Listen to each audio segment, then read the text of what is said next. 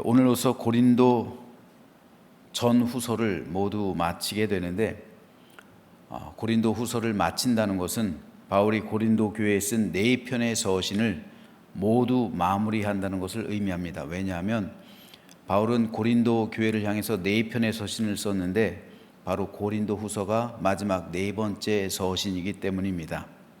그리고 이 서신들의 최종 결론부인 고린도 후서 13장은 크게 두 문단으로 나눌 수가 있습니다.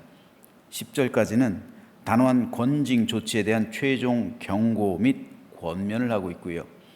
마지막으로 11절에서 13절은 고린도 후서를 끝맺는 문안 인사와 축도에 대해서 기록하고 있습니다.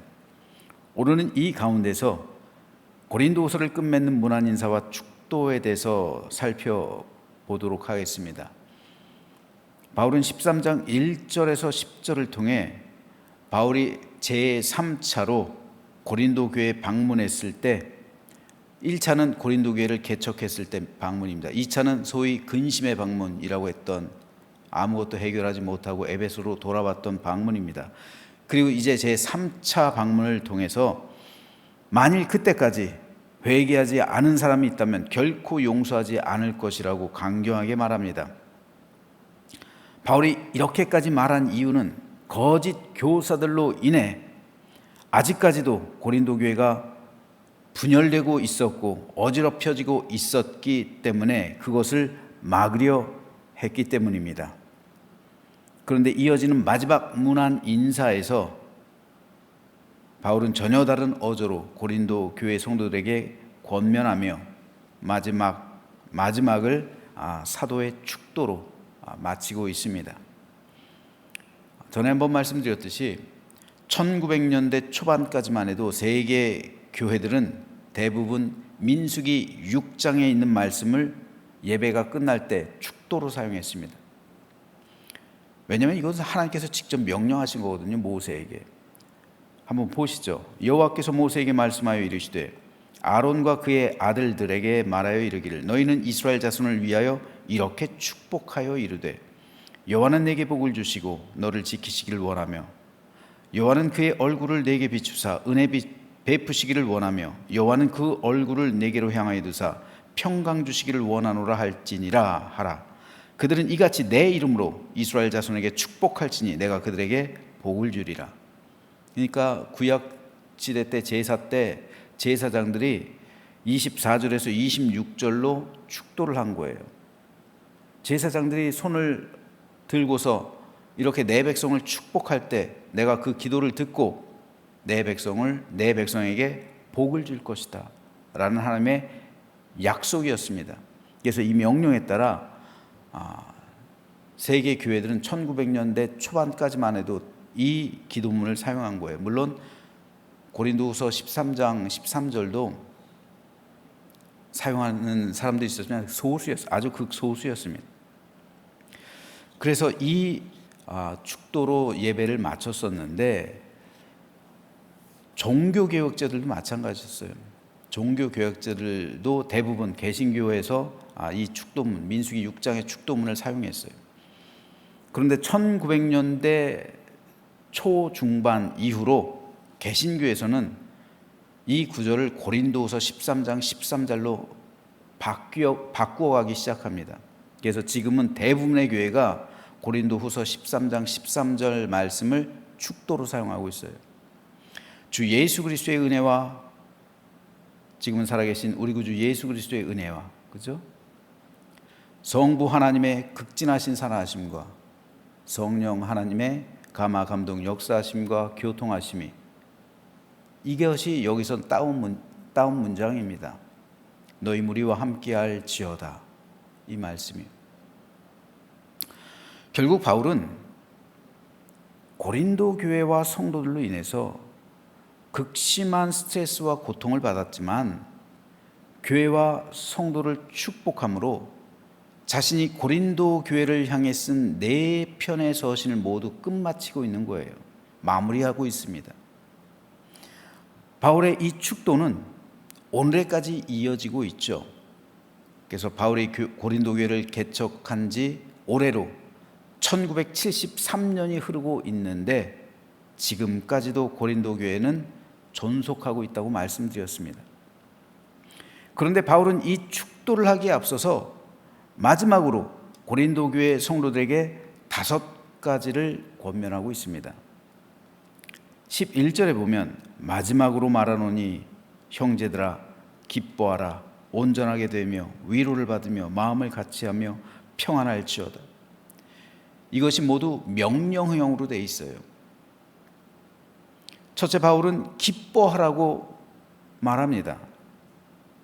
고린도 교회의 상황은 결코 기뻐할 수 없는 상황이었어요. 그럼에도 바울은 기뻐하라고 말합니다. 바울은 빌립보 교회를 향해서도 기쁨을 강조해요. 이때 바울은 감옥에 갇혀 있었잖아요. 정확하게는 가택 연금당한 상태였잖아요. 로마에서 재판을 앞두고 있었잖아요. 근심과 걱정 가운데, 염려 가운데 있었잖아요.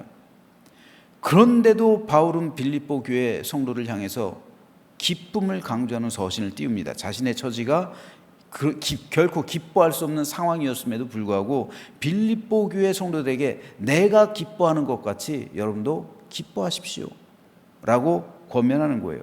왜냐하면 성도에게 있어서 기쁨은 세상에 속한 기쁨이 아니기 때문에 그래요.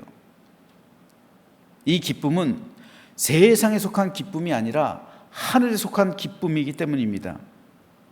그리스도인은 세상에 속한 일로 기뻐하는 사람이 아니라 하늘에 속해 있기 때문에 기쁨을 가진 사람이에요. 세상이 내게 어떤 주는 그런 조건적인 만족 때문에 기쁨을 누리는 것이 아니라 하늘의 기쁨이 이미 내 안에, 그 천국이 내 안에 임했기 때문에 그것으로 인해서 기뻐하는 사람이에요. 즉 우리에게는 이미 하나님 나라가 내 안에 임했다는 거예요. 천국이 내 안에 흘러 넘치고 있다는 거예요. 우리가 죽어서 영원히 살아가야 할 그 천국이 지금 지상 가운데서도 이미 우리 안에 임했다는 거예요. 구원받은 사람이 갖는 놀라운 은총이잖아요. 그런데 세상의 걱정과 염려와 근심이 그 기쁨을 빼앗아가고 있다는 말입니다. 마치 밭에 뿌려진 씨가 어느 정도 자라다가 갓이 떨기에 가려져 시들어 죽는 것처럼, 그 기운에 막히는 것처럼 우리가 가진 천국의 기쁨 역시 세상의 염려와 근심으로 인해서 시들어가고 있다, 예수님께서 말씀하시잖아요. 하지만 참된 그리스도인은 이와는 반대가 되어야 합니다. 즉 천국의 기쁨으로 인해서 세상 모든 고통을 이겨내야 되는 거예요. 하지만 안타깝게도 많은 성도들이 세상의 걱정과 염려와 근심으로 인해서 하늘의 기쁨을 잊어버리고 있어요. 그래서 바울은 하늘의 기쁨을 회복하라고 말하는 겁니다. 오늘 저와 여러분 역시 동일합니다. 물이 바다 덮음과 같이 내 안에 있는 하늘의 기쁨으로 세상의 염려와 걱정과 근심을 정복해 나가야 하는 삶이, 이 기쁨을 누려야 하는 삶이 오늘 주님께서 우리에게 주시는 그런 마음이요, 그러한 삶입니다. 하지만 현실은 세상의 염려와 걱정 때문에 하늘의 기쁨을 상실하고 있는 성도들이 적지 않습니다. 그러므로 저는 저와 여러분 모두가 물이 바다를 덮는 것과 같이 여호와의 영광과 하늘의 기쁨이 내 안에 충만해서 그것으로 세상을 이기며 승리하는 삶을 살아가게 되기를 주님의 이름으로 축복합니다. 둘째로 바울은 온전케 되라고 권면하고 있습니다. 바울은 9절에서도 너희가 온전하게 되는 것을 위해 기도하고 있다라고 말하고 있어요. 즉 바울의 기도는 고린도 교회와 성도들이 주님 안에서 온전하게 되는 것이었어요. 여기서 온전하게 된다는 말은 헬라 원어로 정비해서 바로잡는 것을 의미합니다. 우리가 어떤 제품을 사용하다 보면 고장날 때가 있죠. 그때 수리를 내서 고장난 부분을 바로 잡는 것, 그것이 바로 온전하게 되는 거예요. 우리가 교회에서도 다툴 때가 있습니다. 그럴 수 있죠. 사람이니까 얼마든지 그럴 수 있죠. 아니, 다툼이 없는 교회가 어디 있겠어요. 하지만 서로 화해하고 용서함으로 잘못된 부분을 바로 잡는 것이 온전하게 되는 거예요. 내가 잘못될 수도 있어요. 그죠? 인간이기 때문에 내가 잘못 생각할 수 있어요. 내 생각이 좁았을 수도 있습니다. 내 마음이 너그럽지 않았을 수도 있어요. 다른 사람의 생각이 맞을 수도 있어요. 반대로 내가 옳을 수도 있고 다른 사람 생각이 틀렸을 수도 있어요. 아니, 옳고 그름의 문제가 아니라 생각의 다른 문제일 수도 있어요. 이 차이가 있을 수도 있단 말입니다. 바울은 그런 차이와 다름과 틀림 가운데 고린도 교회 성도들에게 주님 안에서 온전하게 될 것을 촉구하고 있는 겁니다. 언제까지 팔과 다리가 떨어져 나가 있을 것이며 언제까지 주님의 몸이 나뉘어 있어야 하느냐는 겁니다. 그러므로 이것을 바로잡아 온전하게 되라, 온전한 한 몸을 이루라는 것이 고린도 교회를 향한 바울의 소망이었습니다. 오늘 우리도 마찬가지입니다. 지상교회는 불완전해요. 언제든 다툼의 여지가 있습니다. 하지만 그때마다 우리가 온전하게 되므로 지상교회는 완전해지는 거예요. 그리스도의 몸이 하나가 된 것이 온전함입니다. 이를 위해 교회와 성도는 늘 노력해야 돼요. 저는 우리 교회와 성도가 언제나 주님 안에서 한 몸을 이루어서 온전해지는, 하나님 보시기에 온전한 몸을 이루는 교회와 성도가 되기를 다시 한번 주님의 이름으로 축복합니다. 세 번째로 바울은 위로를 받으라고 말합니다. 여기서 위로는 하늘로부터 임하는 위로입니다. 실제로 성령님을 보혜사라고 하죠. 보혜사라는 말은 위로라는 단어에서 나온 말입니다. 즉 성령님은 우리를 위로하시는 하나님이라는 뜻이에요. 그러므로 그리스도인의 참된 위로는 하늘로부터 임하는 거예요. 그리고 그 하늘이 내게 임했단 말이에요. 왜요? 성령 하나님께서 그 하늘 안에 계시잖아요. 내 안에 계시잖아요. 우리는 하나님을 품고 살아가는 사람이에요. 우리가 하나님 안에 거하는 것처럼 하나님께서 우리 안에 거하신다고요. 하늘을 품고 살아간다고요. 성령 하나님께서 우리 안에 있다고요. 그렇기 때문에 내 안에 하늘이 임했으면 성령 하나님께서 내 안에 거하시는 것이고 우리는 그 성령님으로부터 참된 위로를 매일마다 경험하게 된다는 거예요. 성도들이 낭망하고 좌절하는 이유는 이 하늘이 닫혀 있기 때문에 그래요. 하늘로부터 임하는 위로를 받지 못하기 때문입니다. 왜 하늘이 닫혀요? 죄의 문제, 또 형제와 형제끼리의 다툼 문제, 하나님의 은혜를 차단하는 어떤 그러한 문제들이 있기 때문에 그런 거예요. 그러니까 하늘의 위로를 받지 못한 거예요. 이게 열려야 하늘의 위로를 받죠.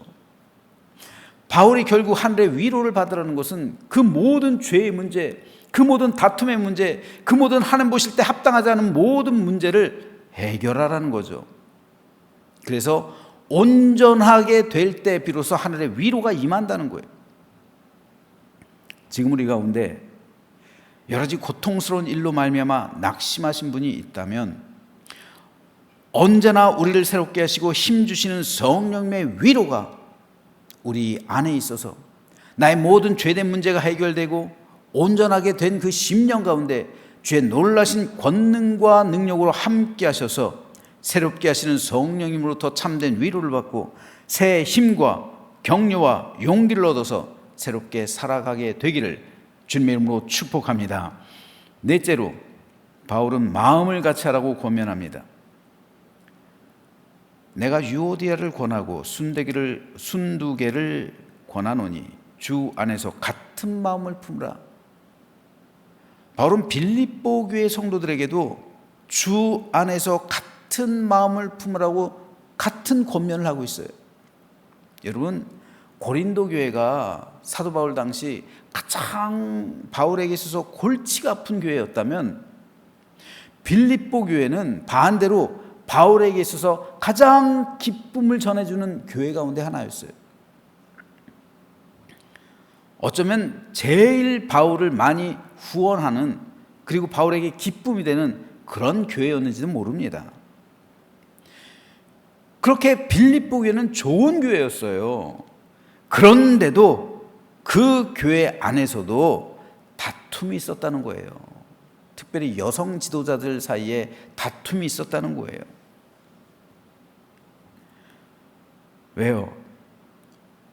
사람들의 마음이 다 다르기 때문에, 내 생각과 내 주관과 내 주장이 다 다르기 때문에 그런 거예요. 그런데 어떻게 같은 마음을 품을 수 있겠으며, 어떻게 마음을 같이 할 수가 있을까요? 사람의 생각으로는 절대로 같은 마음을 품을 수가 없어요. 우리가 같은 마음을 품을 수 있는 길은 단 하나입니다. 바로 예수님의 마음을 공유하는 거예요. 우리 안에 예수 그리스도께서 거하시잖아요.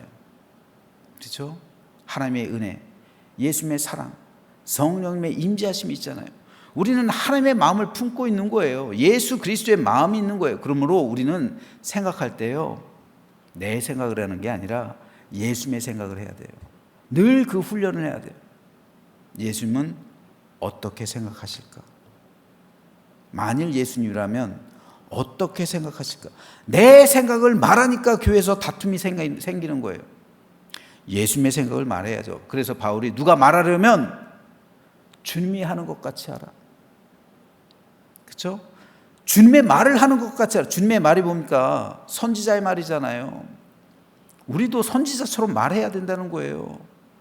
내 말 하지 말라는 겁니다. 내 생각 말하지 말라는 거예요. 자꾸 교회에서 내 생각 말하니까 서로 다툼이, 왜요? 생각이 다 다르니까 그런 거예요. 주님의 생각을 말해야죠. 이 주님의 마음을 품어야죠. 주님께서 행동하시는 것처럼 우리가 살아가야죠. 이게 같은 마음이에요. 예수님의 마음을 우리는 공유해야 한다는 말입니다. 내 마음과 다른 사람 마음을 통일시키라는 게 아니에요. 내 생각과 다른 사람 생각을 통일시키라는 게 아니에요.